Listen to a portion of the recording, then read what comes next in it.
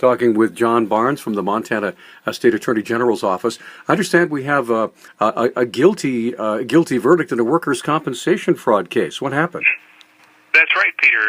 Well, on Friday, a jury here in Helena found Matthew Ryan Ayler guilty of felony workers' compensation fraud. And back in 2004, the State Attorney General's office had alleged that in 2011, Mr. Ayler had staged an accident in his workplace, working with a couple of his coworkers, by placing a 200-pound floor buffer on his chest in an attempt to create some injuries so that he could collect workers' compensation benefits.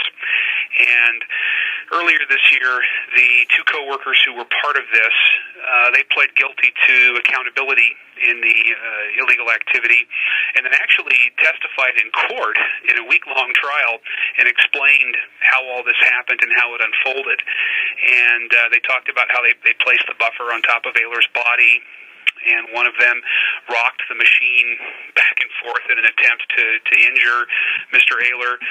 And when that didn't work,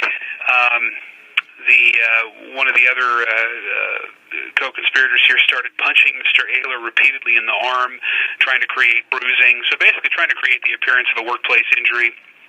And then Mr. Ayler submitted a claim to Montana State Fund, which is the workers' compensation program for Montana.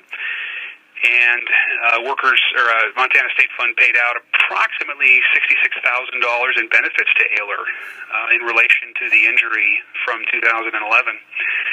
And after Mr. Ayler, after his claim was accepted by State Fund, he went on to exaggerate his symptoms to medical providers so that he could receive wage loss benefits and negotiate a larger settlement. And this was all explained to the jury and the judge, and the jury came back and found him guilty. And so he will be sentenced most likely sometime in January. Someone in this position faces a maximum penalty of 10 years in Montana State Prison and a fine of up to $50,000, plus restitution owed for receiving the benefits that he was not entitled to receive.